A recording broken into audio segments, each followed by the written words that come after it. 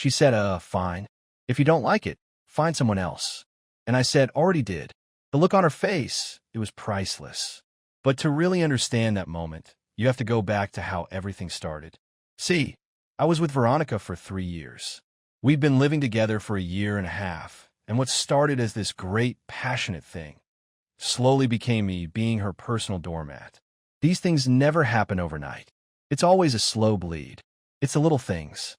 The way she'd roll her eyes when I talked about my day. The dramatic sigh when I'd ask her to, do a basic household chore. It was like spending time with me was a punishment, a chore she had to endure before she could get back to her real life.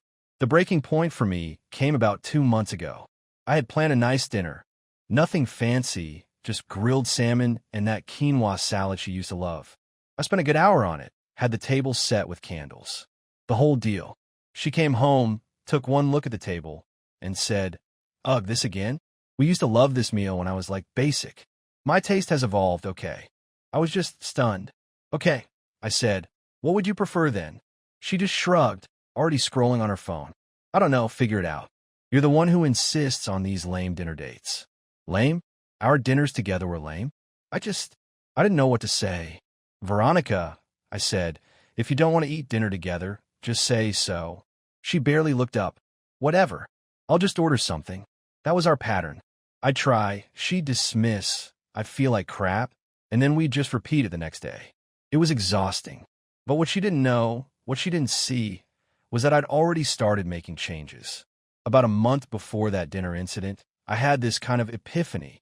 I was helping my friend Dante move into a new apartment. His new roommate, this woman named Camila, was there too. She was so smart and funny, and she actually listened when people talked.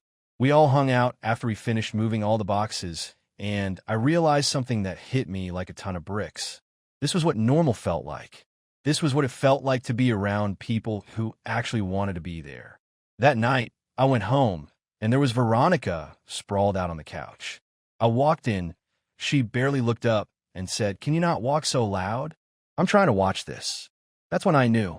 I was done, but I wasn't going to blow up. I wasn't going to make a scene. I wasn't going to beg for change that would never come.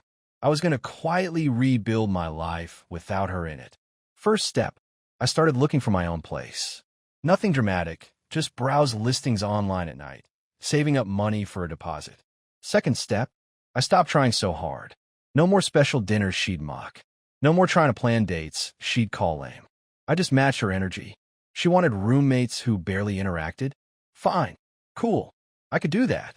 Third step, I reconnected with all the friends I'd neglected. I started going to Dante's game nights again. I joined a hiking group. I built a life that didn't revolve around her. And of course, she didn't notice. Why would she? She was too busy with her evolved lifestyle, which mostly consisted of going to overpriced bars with her equally awful friend, Bianca. Then came a conversation. It was just last week. The dishwasher was broken again, and I asked her to call the landlord, since I'd handled it the last 3 times. Why is this my problem?" she asked, without even looking up from her phone. "Because you live here too, Veronica," I said, trying to keep my voice even. "I don't have time for this," she said. "You deal with it." "Veronica, I'm asking you to make one phone call." She threw her head back. "God, you're so needy lately. What's your deal?" "My deal," I said, "is that you treat me like an inconvenience." "Oh my God," she said, dramatically dropping her phone on the couch. "Here we go. Poor little victim. I'm serious," I said, feeling my voice start to shake a little. "Your attitude toward me, toward US, it's disrespectful." That's when she gave me the line. That's when she gave me the ultimatum. "Ooh, fine. If you don't like it, find someone else."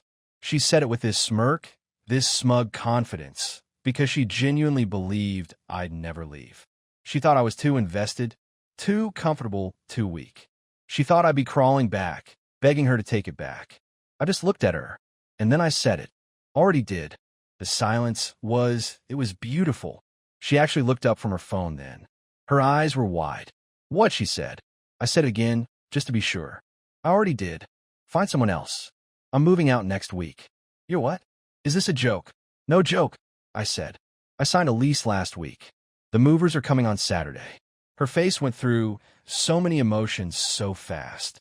Confusion, disbelief, and then this pure, unadulterated anger.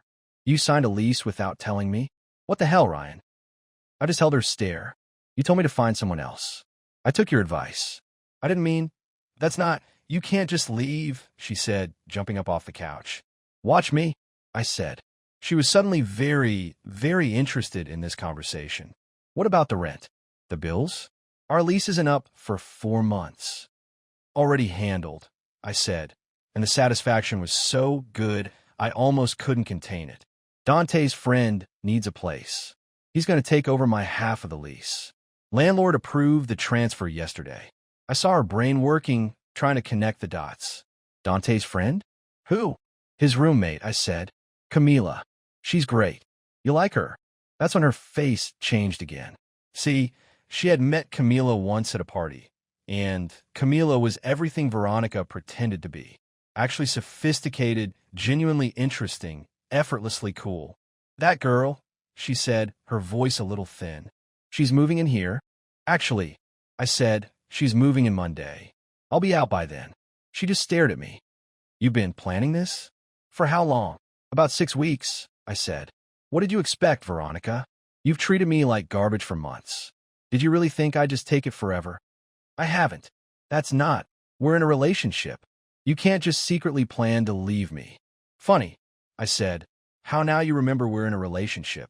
Before going ahead, if you don't want to miss latest Reddit stories, make sure to subscribe to the channel. The conversation ended with her just staring at me, a blank look on her face. I went to the bedroom and started packing a bag with a few days of clothes, toiletries, my laptop, the essentials. When I came back out, she was gone. She was in her room, slamming drawers, making as much noise as humanly possible, I guess to show me how upset she was. And, part of me expected the conversation to happen. The tearful apology, the begging, the "we can work this out" speech she'd pull out when she was cornered. But never came. Instead, Veronica went into what I can only describe as a "how dare you inconvenience me" panic. It was all about her, of course. She wasn't thinking about our 3 years together. She wasn't thinking about me being gone. She was thinking about what this meant for her. First, she tried to block Camila from moving in. She called the landlord, saying she didn't approve. He reminded her, in a very patient but very firm tone, that as long as someone qualified was taking over the lease, she had no say in the matter. And Camila? Camila has better credit than I do. The transfer was approved. Then she tried the guilt trip. Ryan, you're throwing away 3 years. Do you realize that? I just looked at her, and it came out before I could even think about it. No, Veronica, you threw it away. Every time you treated me like a burden, every time you called our time together lame. That's when you threw it away. That's so dramatic, she said, rolling her eyes. So I'm not perfect, so what? This isn't about perfection, I said, my voice rising a little. It's about basic respect. Do you really think you were respecting me when you'd roll your eyes at my stories? When you'd act like I was your annoying roommate instead of your boyfriend? She just stood there, speechless. She was so used to me just taking it, to me just backing down, that she didn't know how to handle me pushing back. But here's where it gets good. A few days later, Camila came by to measure her room. I had warned Camila that Veronica might be hostile, but Camila just laughed. Don't worry, she said. I can handle myself. And she did. Oh, she did. Veronica tried to intimidate her. She put on this whole mean girl act. Just so you know, she said, looking right at Camila, this apartment has issues. The hot water is unreliable. The neighbors are loud, and the landlord never fixes anything. Camila didn't even flinch. She just smiled. Good thing I'm handy with repairs. I actually enjoy fixing things. Veronica tried another tactic. The kitchen is tiny, she said, barely enough room for one person. Perfect, Camila said, looking around the kitchen. I mostly meal prep on Sundays anyway, so I'll be in and out. Everything Veronica threw at her, Camila had a positive, confident response for. It was beautiful. Then Veronica made her big mistake. She tried to go for the jugular. She looked at Camila and said, he's only doing this to get back at me, right? Moving you in here, it's pathetic. Camila laughed. Actually audibly laughed. Actually, she said, I reached out to Dante about needing a place. Ryan just mentioned he was leaving. Seemed like perfect timing. But thanks for the concern. Veronica wasn't giving up. I'm just saying, don't get any ideas. He's clearly not over me. Camila just laughed again. Girl, she said, I'm gay. My girlfriend's helping me move in, but you keep that man-crazy energy all to yourself. I have never, in 3 years, seen Veronica speechless. It was glorious. After Camila left, Veronica just lost it. You're moving a lesbian in here? Why does that matter? It's weird, she said, sputtering. You're trying to replace me with someone who won't even sleep with you. I'm not replacing you with Camila, I said, trying not to laugh. She's taking over my lease. You told me to find someone else. I found someone else to live in my place. That's all. That's not what I meant, she shrieked. Well, I said, you should be more specific next time. But the real kicker came yesterday. Veronica discovered that not only was I moving out, but I'd already redirected my mail, changed my gym membership to a new place closer to my new apartment, and this really got her. Removed myself from all of our streaming services. You cancel Netflix? She screamed at me. I didn't cancel it. I just took my profile off. You still have yours. But you're the one who pays for it. Exactly, I said. So I transferred it to my new address. I've been using that account for 3 years. Then you should probably get your own, I said. HBO, Disney, Spotify. This is so petty. This is literally just me moving out, I said. Did you think I'd keep paying for your entertainment after we broke up? We haven't broken up, she insisted, her voice getting higher and higher. No, you're just moving out because you told me to find someone else? As a figure of speech, the mental gymnastics were experience. Veronica had apparently decided on a new strategy. Make moving out as difficult as possible. First, she accidentally blocked my moving truck with her car. Said she couldn't find her keys. I didn't even argue. I just called Dante and 3 other friends with trucks, and we loaded everything through the back entrance. It took longer, but whatever. Then she tried emotional manipulation. Remember when we moved in here, she said, all teary-eyed. You said it was our fresh start. I remember, I said, loading a box of books into my friend's truck. I also remember you calling that memory cheesy as hell last month. She tried to say she was joking, but I just looked at her. Were you, though? I asked. When that didn't work, she tried anger. You're a coward. Real men don't just run away. Real partners, I said, don't treat each other like inconveniences. I gave you the best years of my life.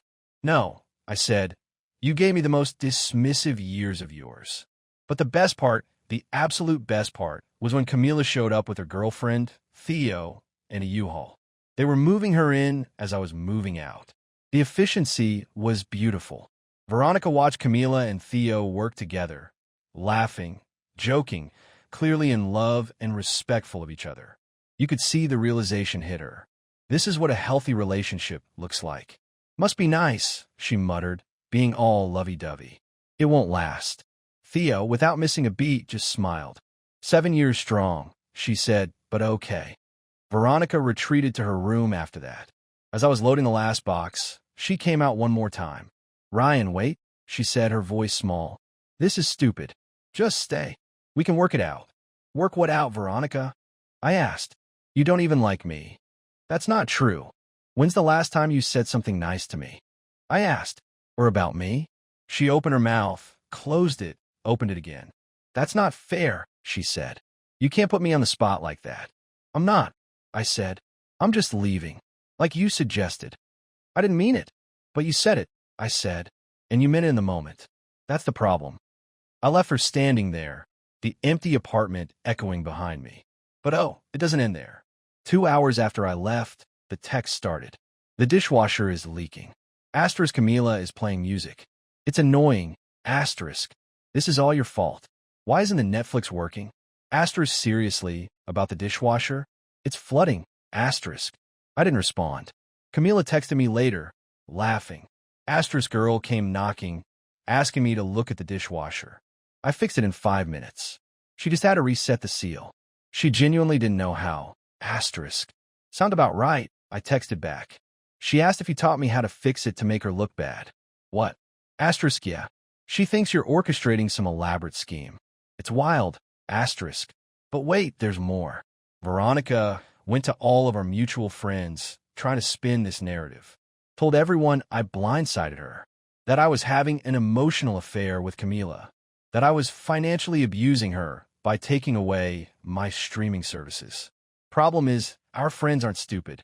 Dante's response was particularly brutal.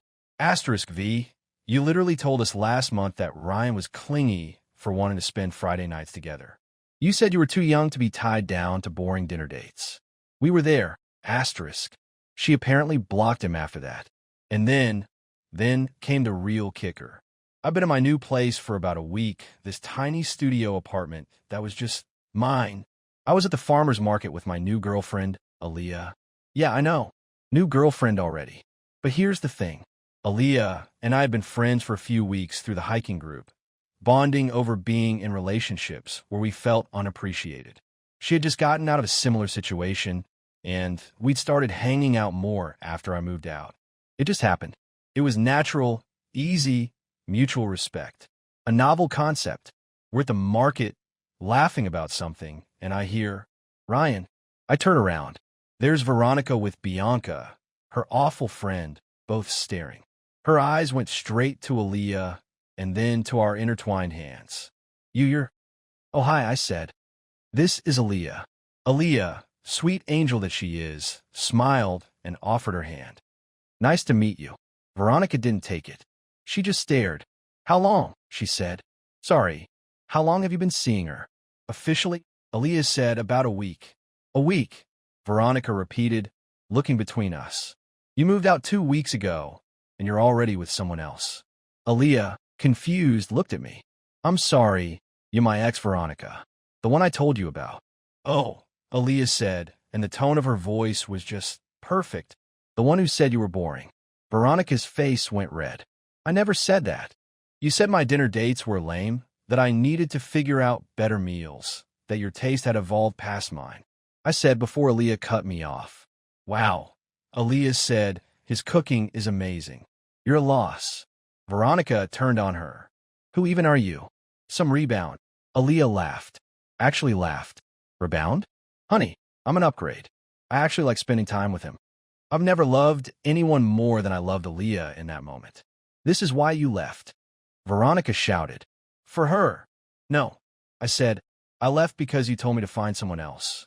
Finding Aaliyah was just a bonus. Bianca tried to jump in. This is so disrespectful. Parading her around. I bit back a laugh. We're buying vegetables at a public market on a Saturday, Bianca. The disrespect is overwhelming. Veronica looked between us, then at our joined hands again. You could see her doing the math, realizing that I was happier 2 weeks out of our relationship than I had been in the last year of it. You planned this, she said, her voice shaking. All of it. I planned to leave someone who treated me badly. I said. Everything else just worked out. She stormed off, Bianca trailing behind. But not before Bianca shot back. She's prettier than you anyway. Aaliyah, without missing a beat, said, I've been living in my new place for 2 weeks now. It's a studio apartment. Nothing fancy, but you know what? It's mine. I can cook salmon without getting mocked. I can watch documentaries without eye rolls. I can exist without being made to feel like a burden. It's nice. Veronica, though, she's not doing so great. Bianca, her awful friend, reached out to me yesterday. Not to apologize or anything, but to yell at me. You broke her, she said, all righteous. I moved out like she suggested, I said. She's a mess. Bianca insisted. She can't afford the apartment alone. She has a roommate, I said. Camila's paying half. It's not the same. You were supposed to fight for her. I actually laughed. Fight for someone who treats me like an annoyance? Pass. She loved you, Bianca said, and I could hear her voice getting a little desperate. She loved having someone to pay half the bills and handle all the adult stuff, I said. That's not. She just doesn't know how to express feelings. Rolling her eyes and calling me lame, expressed her feelings pretty clearly, I said. Bianca hung up on me. But here's the real kicker. Remember how the title mentions meeting my replacement? Well, that happened yesterday in the most unexpected way. I was at the farmer's market with my new girlfriend, Aaliyah. Yeah, I know. New girlfriend already. But here's the thing. Aaliyah and I had been friends through the hiking group for weeks before I moved out. We bonded over being in relationships where we felt unappreciated.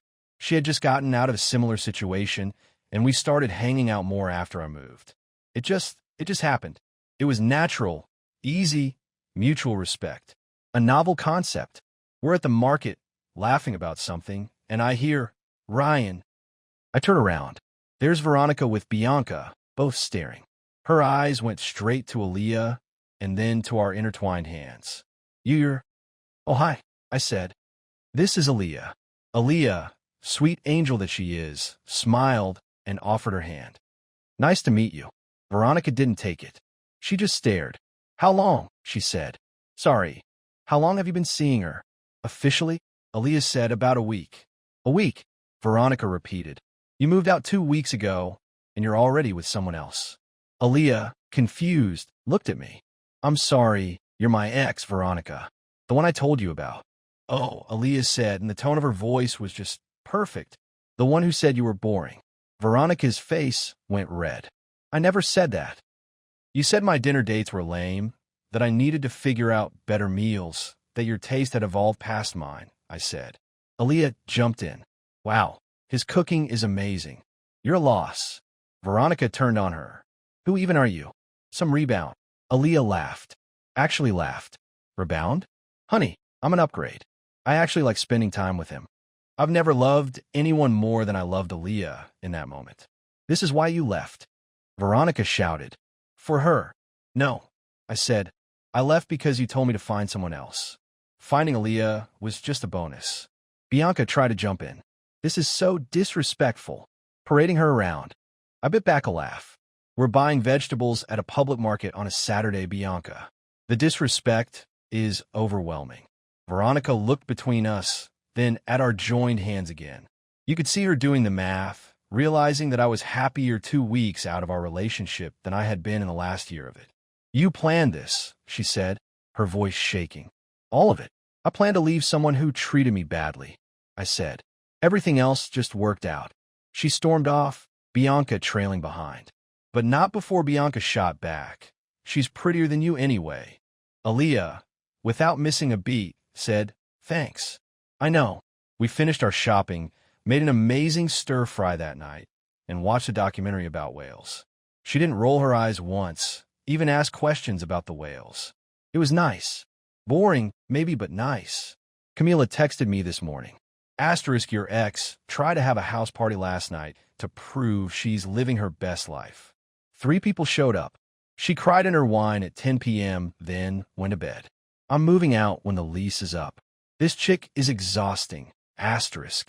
So yeah, Veronica wanted me to find someone else. I did.